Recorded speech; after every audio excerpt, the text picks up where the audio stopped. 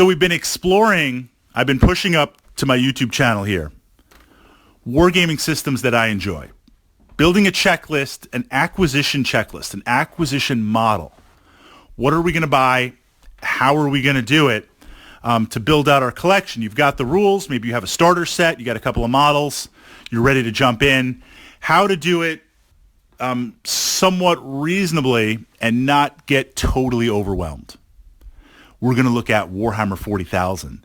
And Warhammer 40,000 has a tremendous duality in that it is supremely overwhelming, but in a good way.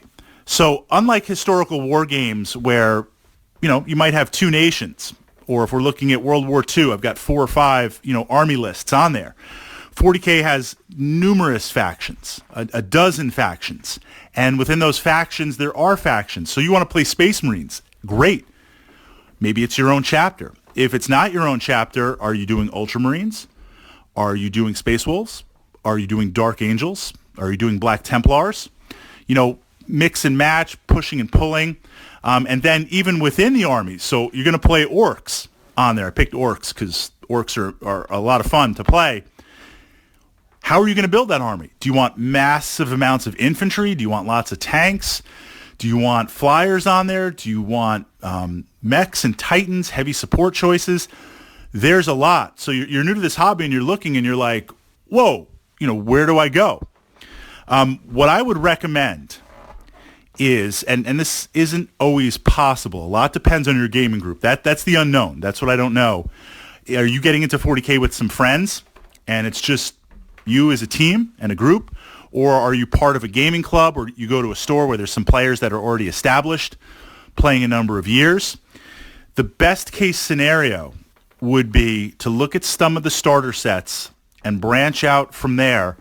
And I want to say buy before you try, or look at some of the units in action, because the duality of 40K is, and I'm not saying they should be, the models are not pre-built. They're not pre-painted on there. It's not Pacific Rim. It's not Wings of Glory. It's not even like BattleTech, where for the most part the mechs are built, or they're 3 or 4 pieces. They're a smaller scale. Some of these kits, and I don't mean this to intimidate, some of the kits, the Games Workshop kits, are very complex on there. But the visuals, they produce amazing models. So what we don't want to do is pick up a bunch of models, pick up lots and lots of stuff, and then you're absolutely overwhelmed. And I've been there, right? This is some advice where you're so excited, you get some good deals, you pick up a lot of stuff.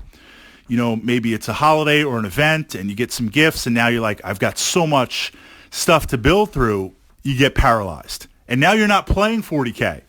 Or you're playing 40K with a couple of models, and you're sitting on a huge pile of plastic, and you're like, how am I ever going to get this on the table? So more than any miniature wargaming system, you need to have a plan. And I would start with that core army. We're going to get to big games. We're going to get to a lot of stuff on the table. It is going to happen, I promise you. But plan out your acquisition. Look to only, in the beginning, look to only obtain models that you're sure you're going to use because they look cool. For whatever reason, they look cool, they play cool, you're interested in the narrative, you just want to wreck face, and right now they're wrecking face. You need to be able to identify those models and try them out to see if you like them. If you're part of a gaming group, then playing a doubles game, or respectfully, I'll lend out one of my armies for the evening. You want to try out, see what it's like to play 3 Land Raiders? I've got 3 Land Raiders. Here you go. You're thinking about jumping into Eldar? You want to take my Samhan Warhost for a spin? Here you go. Respectfully on there. Being able to try out other models will give you an idea before you buy. If you're not able to do that, because maybe you're starting out with your friends, that's how I got started in 40K. I got started in 40K. We were playing D&D. We were stocking a dungeon to take on Tiamat, and we went to the hobby store. And we're looking at the wall of miniatures, Dragon's Den on Central Avenue. And I would spend hours and hours and hours in there. This was back in the day when, your parents just, basically were like, oh, go take your bike and ride anywhere. Who cares, right? So the fact that I was literally gone for like 8 hours looking at miniatures was just insane. Absolutely insane. So we're in there looking at miniatures, and my buddy Naps goes, Fritz, check this out. Orcs with guns. I'm like, orcs with guns? You know, I'm like Lord of the Rings and D&D, dungeon games. I'm like, orcs don't have guns, bro. So I go over there, check it out. We see the 40K rulebook with the Marines on there. And like, we don't even know the rules. We're just like sold, in, done. Now, in that moment, my buddy Dom was also there. He just happened to be buying some comic books or whatever. So we're like, Dom, we're playing 40K. We're playing this game. We don't know anything about it, but you got to pick your factions. You got to do it right now. So we're at the wall. So Naps is like, I'm playing Space Marines. That pissed me off a little bit because I wanted to play Space Marines. So, okay, but, you know, look, he's playing Space Marines. Dom at the time was like, I'm going to play squats because he always played dwarfs in D&D. He still hasn't really fully forgiven me for getting him involved in squats. It's not my fault that GW squatted them. And I had to pick my army. I'm going to play Eldar. That was my first 40K army because they were Eldar were space pirates, and they had the helmets on. And I'm like, cool, man. You know, I'll play some pirates and fight Space Marines and fight whatever on there. And there was a picture in the book of swooping hawks that were like proto-swooping hawks coming in. And it was only sometime later that I found out that Eldar are actually elves. They're actually elves. And I'm much better now. I've gotten over it. In terms of D&D, early on when I played, I hated elves. Because my cousin Eric would always play an elf, and he would always get all the loot. I mean, he was much older. He's like 4 years older. So, you know, of course he's going to get his way. I love you, Eric. But you always took all the loot. You always took all the magic items, and you always played this smug elf character who, D&D Redbox at the time, elves could fight and use magic. And I would usually play a fighter on there. And I'm like, why can't I use magic? But I don't want to be an elf. So that tripped me out psychologically for a number of years. So here I am playing 40K, and I'm playing elves on there. But I got over that, and I love elves. Back to sorry for that sidetrack on there of 40K Fritz history. But if I got started with a group of players literally in our basement, Friday night playing 40K, we didn't know anything on there. So I bought a bunch of units that over time, which didn't fit my play style or really, you know, weren't what I was looking for. So if you're part of that group and you're new, YouTube is awesome. You're playing Space Marines. Check out some Space Marine battle reports and look at some of the units that are being used. I watched it got me pumped, it got me psyched. I watched an amazing Tyranid versus Ultramarine battle report. And just Swarmlord was beast. Carnifexes were doing what they have to do. But the Marines put up such a fight. And they won in the end, but they were really, really beat up bad. But there was a couple of Marine units in there, and the MVP of that game was a Tech Priest. And I generally don't play a Tech Priest for 40K with my Black Templars on there. I might have a model, not painted up, but I was like, wow, that looked really interesting. You know, I want to get a Tech Priest in there. I want to get a Tech Priest in my collection. So coming up with a blueprint of the models you think you're going to use is vital in 40K because there are so many models to pick from in your faction. You don't want to be sitting on a pile of plastic and resin. You want to be able to acquire something, build it, paint it, get it on the table. Acquire something else, build it, paint it, get it on the table. That is the key to success.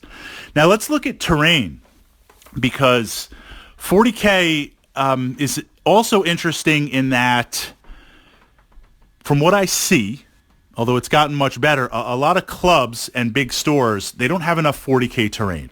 And I understand that. That's not a criticism. You know, rule number one, everybody plays. That's my rule. If I'm playing at the store and someone comes in to play 40K and we've all started, you know, because you're coming in maybe 20, 30 minutes late, you're looking for a game, jump in. Or if someone needs a table to play, roll out a mat, everyone give up, you know, one or two terrain pieces so that they can play. Rule number one of 40K, everybody plays. So sometimes if you have a lot of players, the terrain gets spread out. on there. Or if it's a tournament, you got to fill 40, 50 tables, the terrain's a little bit light. The more terrain that 40K has, the better. So I would also work at the same time, especially since being sci-fi, you could build a lot of terrain, different worlds. You could have a tech world, you could have a wasteland, a desert world, you could have a jungle type forest board on there. You can mix and match. You could have some weird sci-fi tech stuff on there. It's not like historicals where it's like, look, this is what France looked like in 1944. These are the actual pictures. Here's the building. Here's the hedgerows. That's it. That's what we're looking at. That's what you need to build. 40K, you can really let your imagination go.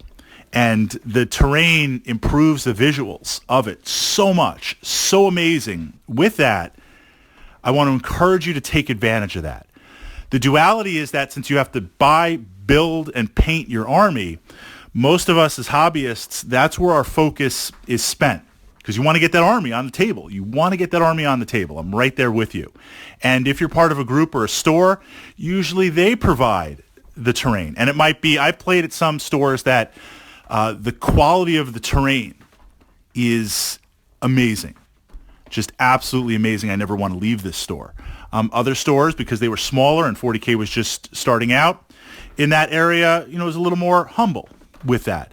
But work on building terrain also. Your army deserves it. The game deserves it. And if you watch some of these battle reports that have the printed gaming mat and some of the GW kits and some custom terrain with 2 painted armies, that's an experience that very, very few war games can replicate. And that's an experience where it's worth spending an afternoon just hanging out and rolling some dice. So look at your acquisition, look at your terrain, and try to work on both at the same time. Your army is going to take priority. Work on that a little bit more than the same time, but try to do both and make progress in both.